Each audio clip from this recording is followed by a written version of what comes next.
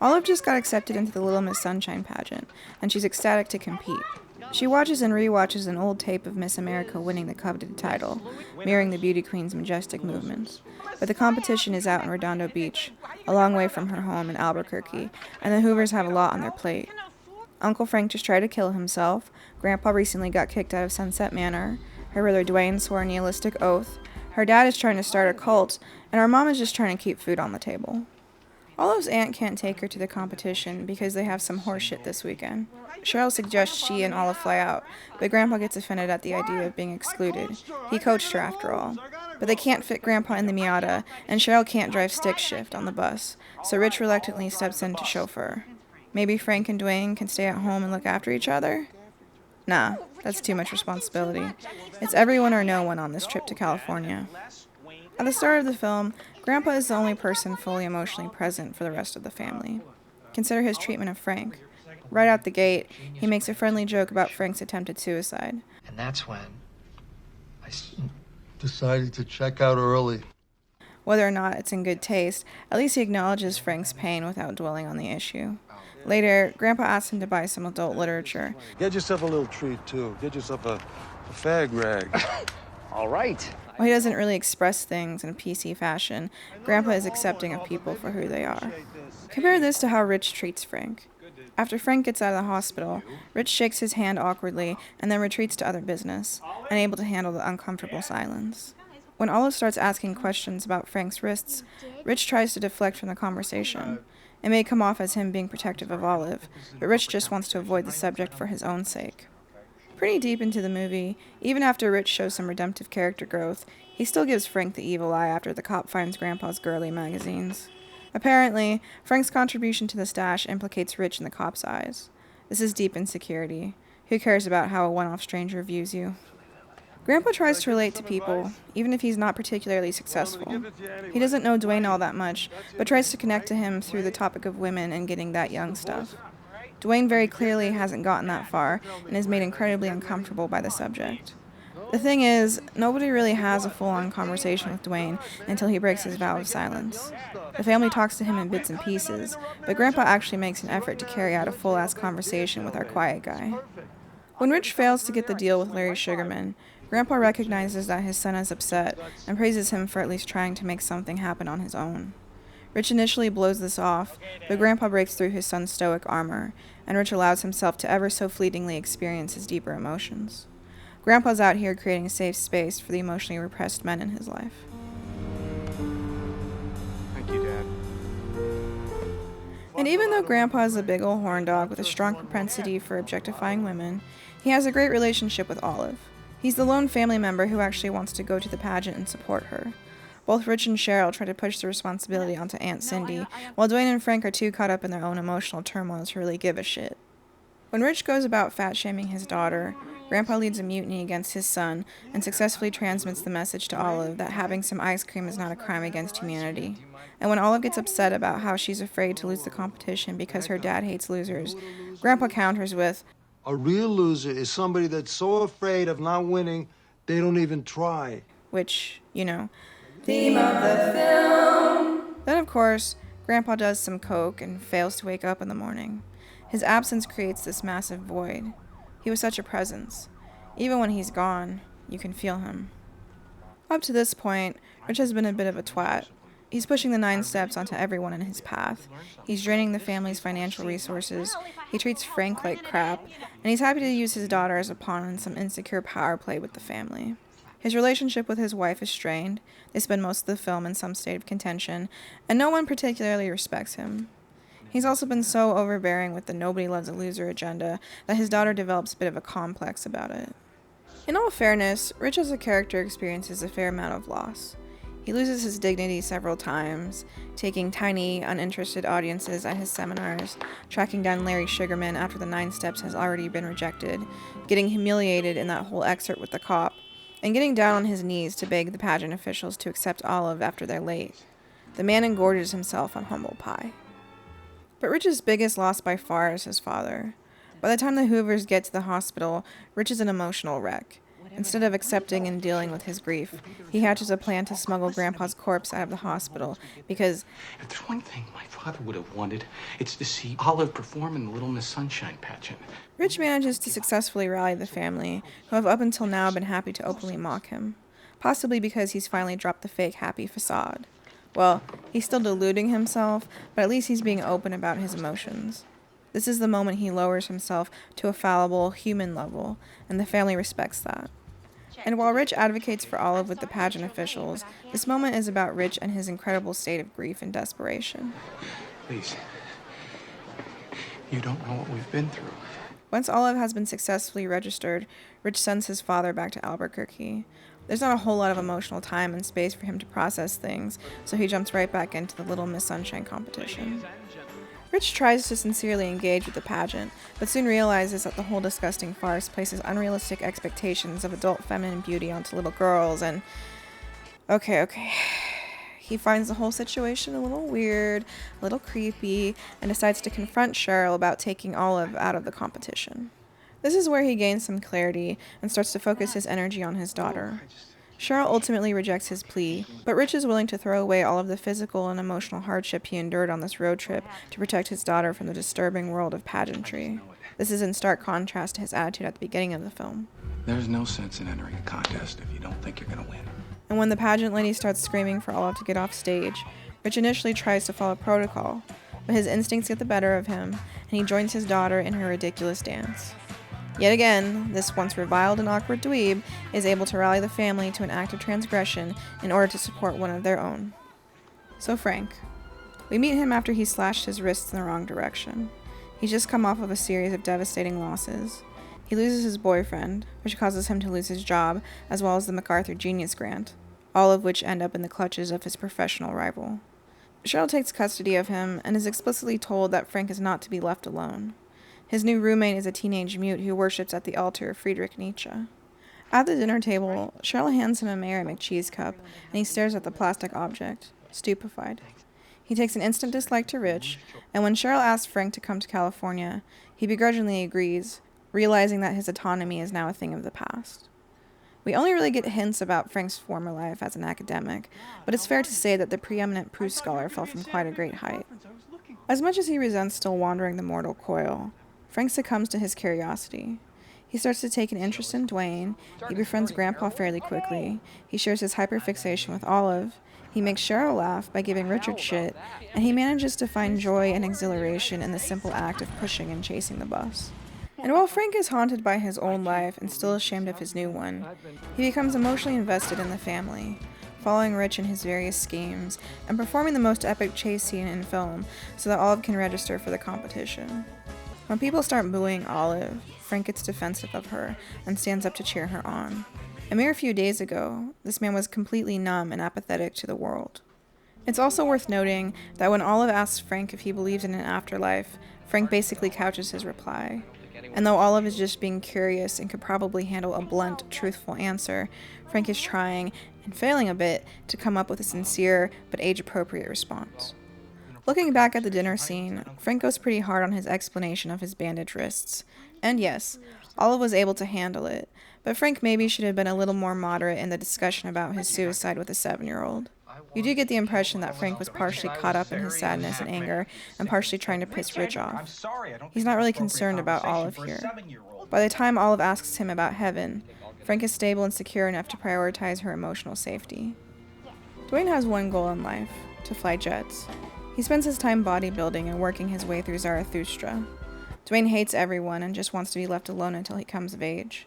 But like Frank, once he's yanked out of his comfort zone, Dwayne starts to come out of his shell, albeit more slowly, more hesitantly, à la mode de la jeunesse. Dwayne and Frank marry each other. They go on the same journey. They learn to value family when the outside world decidedly tosses them aside. Dwayne actually seems relatively neutral to everyone, with the exception of Rich for the usual reasons. And Rich does try to connect to Dwayne.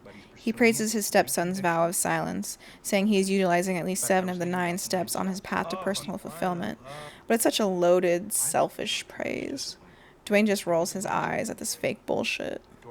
At the hotel, he revels in the fight between Richard and his mother, very much rooting for their marriage to fail. And as much as Dwayne is repulsed by his stepdad, he carries out Rich's marching orders to remove Grandpa from the hospital and follows Rich on stage to support Olive. Dwayne and Richard even end up in agreement when they try to convince Cheryl to pull Olive from the pageant. Listen, it is too late. No, it's not too late. You're the mom, and you're supposed to protect her. Olive tests Dwayne's vision in the van, and they discover that he's colorblind, that he can't pursue his dream of flying. He freaks the fuck out and takes some time to let 9 months of silence escape his physical form. When the family pressures him to go back on the road, he lashes out, screaming at the adults, informing them that they're all a bunch of fucking losers. Dwayne harbors a lot of judgment for his family, but he ends up apologizing for his cruelty, realizing that he doesn't want to be someone who just pushes his hurt and sadness onto others. And notably, even though he's still in his bitter silent era, it is Dwayne who notices Olive's absence. This trip is literally about her, but all the adults are so caught up in their own drama. It's ironic. The person who hates everyone is out here making sure no one gets left behind. Like Grandpa, Olive is a real person. She doesn't posture or suppress her emotions. What you see is what you get. Olive is inquisitive and asks tough questions. She's kind and is happy when people are happy. When Frank drops his etymology lesson on a la mode, Olive is beaming, not because the information is all that interesting, but because Uncle Frank is speaking about something with enthusiasm. After Grandpa dies and Cheryl gets upset at the hospital, Dwayne directs Olive to go comfort their mom, and when Dwayne gets his gut punch, Olive is able to calm him down.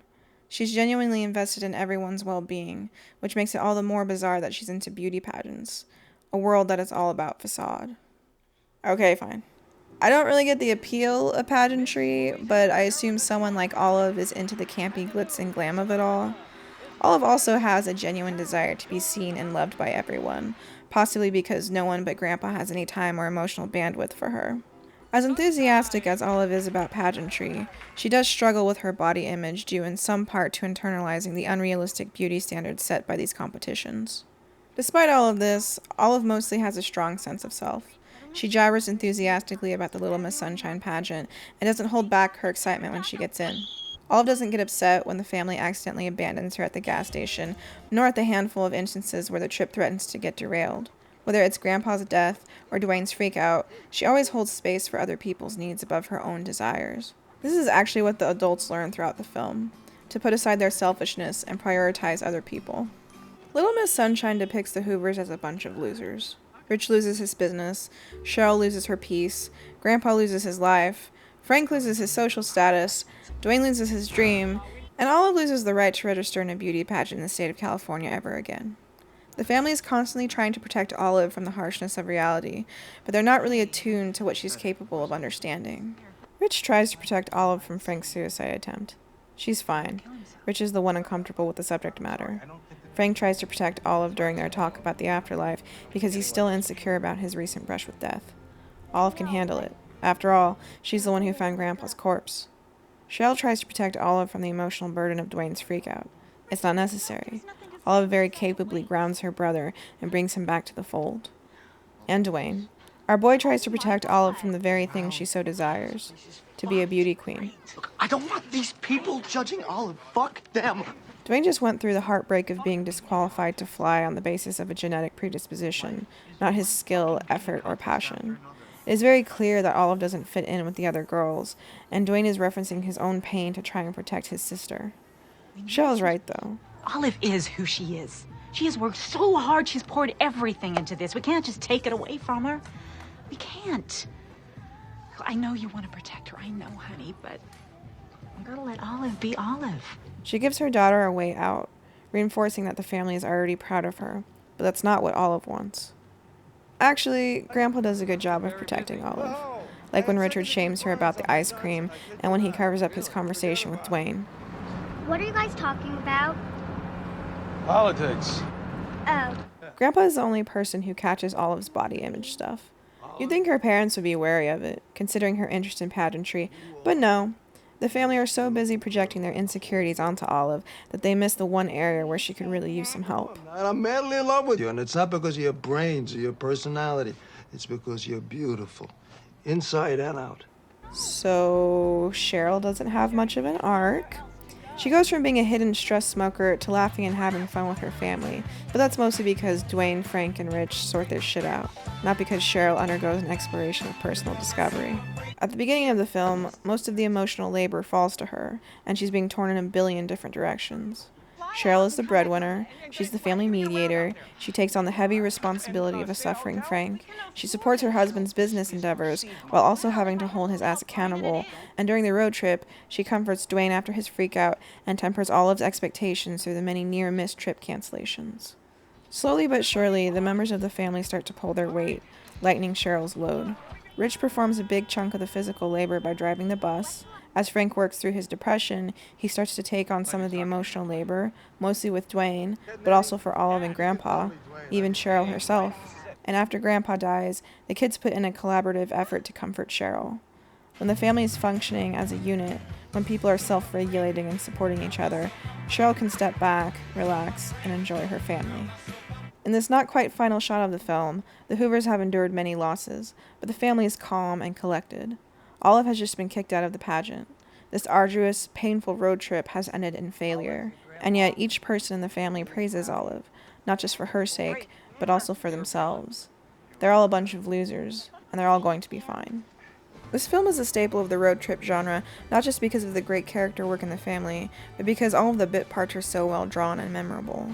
We have the mechanic, who reminds Rich several times that it's the weekend and it's going to be a minute before he can replace the part. The mechanic could have tried to squeeze some business out of them. Instead, he drops enough knowledge on the family so that they can continue their journey, even going out of his way to help push the van. The bubbly waitress is on screen for like 5 seconds, and she brings such warmth to this scene. Frank runs into his ex-lover at the gas station, and this brief interaction gives you so much emotional background on that love triangle. Larry Sugarman is out here ghosting Rich. The doctor pretends to care while giving the Hoovers the bad news about Grandpa, and then immediately drops the ball when he calls for Linda. Linda herself very clearly has to deal with grieving people day in, day out, and you get so much from this close of the curtain. The cop is a good old boy. Pageant lady is a control freak psycho, but Kirby and Miss California balance her out, demonstrating that there are a handful of fun and kind people in the pageant world. Speaking of the pageant world, Olive gets kicked out of the competition for her lewd performance. It's not really clear if Grandpa was trying to be subversive with his dance moves, or if he did an innocent old man brain thing, and those are just the moves he knows, not taking into consideration that they carry a lot of context.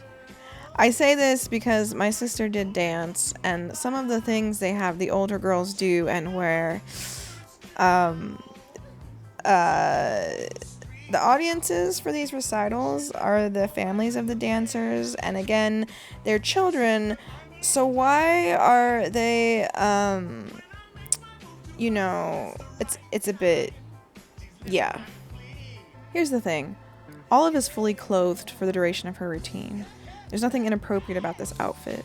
Nothing's exposed, and she's wearing knee pads and bulky tennis shoes. There's no product in her hair, and her makeup is fairly neutral, which is to say, child appropriate. The other girls are painted to present a more grown-up facade. Looking at the lineup during the swimsuit portion, Olive is wearing a very modest suit. Not all of the girls offend my liberal snowflake sensibilities, but little girls like her are prime targets for all of the things. That the pageant people get upset about this and not this is completely fucked. But what do I know? Anyway, let me know how much of a loser I am in the comments. Bye!